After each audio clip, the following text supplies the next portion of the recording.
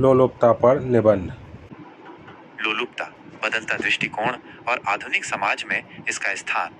William P Irwin के विचारों पर आधारित लोलुपता अर्थात अत्यधिक भोजन या पेय की लालसा एक ऐसा मानवीय स्वभाव है जिसने सदियों से विभिन्न संस्कृतियों और विचारधाराओं में अलग अलग अर्थ ग्रहण किए हैं। विलियम पी इरविन के साथ हुई बातचीत के आधार पर यह स्पष्ट होता है कि पिछले कुछ वर्षों में लोलुपता के प्रति दुनिया का नजरिया नाटकीय रूप से बदला है। कभी इसे 7 पापों में से एक माना जाता था, तो आज यह एक जटिल मुद्दा बन गया है जो जीव विज्ञान, मनोविज्ञान, उद्योग और पर्यावरण जैसे कई पहलुओं से जुड़ा हुआ है।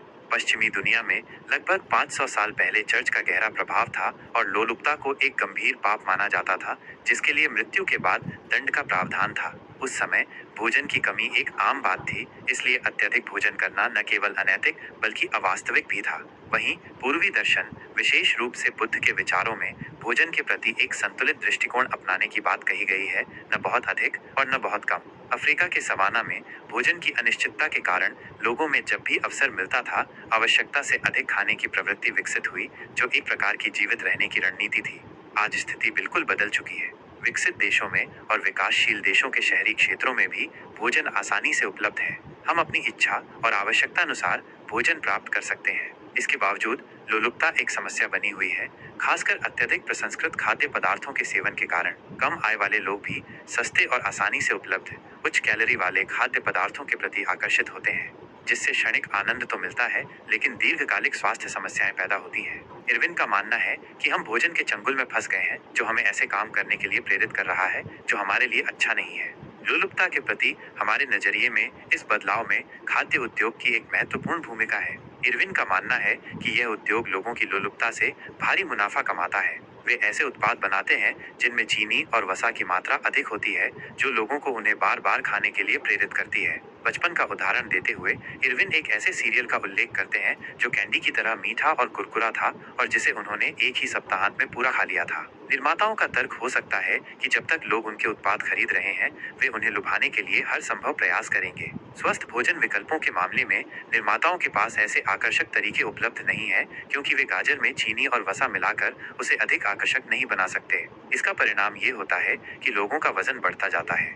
इरविन अपने शोध पत्र में लोलुपता पर दार्शनिक दृष्टिकोण की कमी पर भी प्रकाश डालते हैं। उनका मानना है कि दार्शनिक इस मुद्दे पर एक अलग और महत्वपूर्ण दृष्टिकोण प्रदान कर सकते हैं। आधुनिक चिकित्सा जगत में लोलुपता शब्द का उपयोग शायद ही कभी किया जाता है और समकालीन दार्शनिकों ने भी इसमें बहुत कम रुचि दिखाई है। इरविन ने एक दार्शनिक सूचकांक के माध्यम से पाया कि लोलुपता पर बहुत कम शोध पत्र लिखे गए हैं।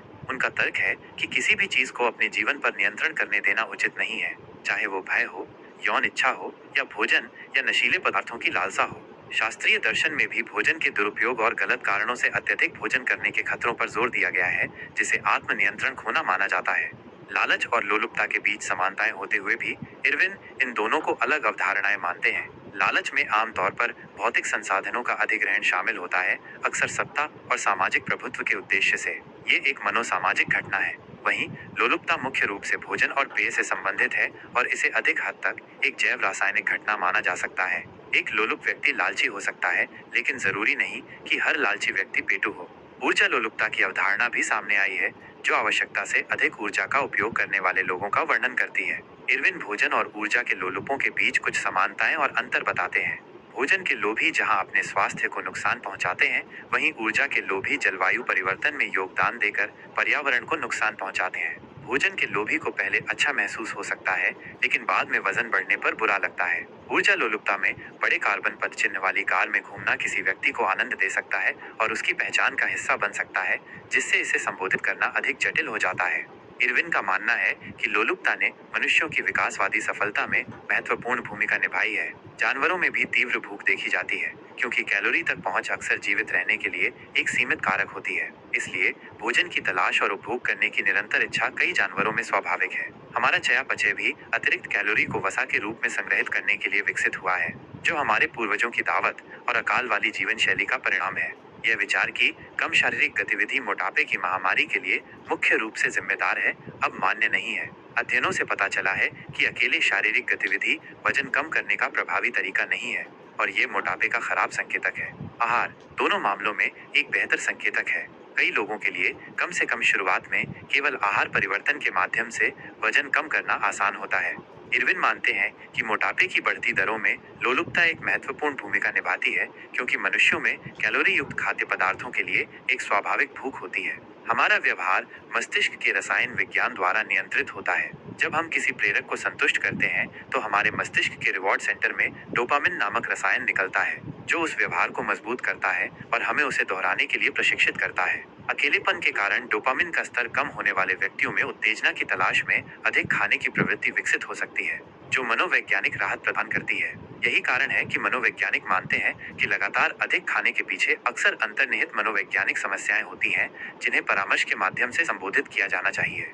इरविन इस बात से सहमत हैं कि हाल के दिनों में लोलुपता शब्द का उपयोग कम हो गया है। ऐतिहासिक रूप से ईसाई देशों में इसे पाप से जोड़ा जाता था, लेकिन आधुनिक समाज में धर्म की भूमिका कम होने के कारण पाप की चर्चा कम हो गई है। इसके अलावा अब हम अधिक खाने और मोटापे को इच्छा शक्ति की कमी से कहीं अधिक जटिल मुद्दे मानते हैं, जो चयापचय संबंधी कारकों से प्रभावित होते हैं। हालांकि लोलुपता के नकारात्मक पहलू स्पष्ट हैं, इरविन ये भी मानते हैं कि अच्छे भोजन और पेय का आनंद लेना स्वाभाविक है, लेकिन अत्यधिक भोग न केवल व्यक्तिगत स्वास्थ्य के लिए बल्कि पूरे समाज के लिए एक बड़ी समस्या है। जिस तरह से हम खाते हैं और भोजन का उत्पादन करते हैं, वो टिकाऊ नहीं है। मांस और पशु उत्पादों के उत्पादन के लिए आवश्यक संसाधन स्वस्थ खाद्य पदार्थों की तुलना में कहीं अधिक हैं। इसलिए ताजे फल और सब्जियों को स्वस्थ भोजन विकल्प के रूप में चुनना और भी महत्वपूर्ण हो जाता है। लोलुपता के बारे में हमारी समझ में अभी भी कई कमियां हैं। हम यह तो समझते हैं कि मनुष्य कैलोरी युक्त खाद्य पदार्थ खाने के लिए क्यों प्रेरित होते हैं, लेकिन हम अभी भी यह पता लगाने में लगे हैं कि मनुष्यों के लिए सर्वोत्तम आहार क्या है। यह स्वास्थ्य के क्षेत्र में सबसे बड़ी चुनौतियों में से एक है। निष्कर्षतः लोलुपता एक बहुआयामी मुद्दा है, जिसके प्रति हमारा दृष्टिकोण समय के साथ बदलता रहा है। ये न केवल एक व्यक्तिगत कमजोरी या धार्मिक पाप है, बल्कि एक जटिल जैविक, मनोवैज्ञानिक, औद्योगिक और पर्यावरणीय मुद्दा भी है। इसे समझने और संबोधित करने के लिए एक समग्र दृष्टिकोण की आवश्यकता है, जो इन सभी कारकों पर विचार करे।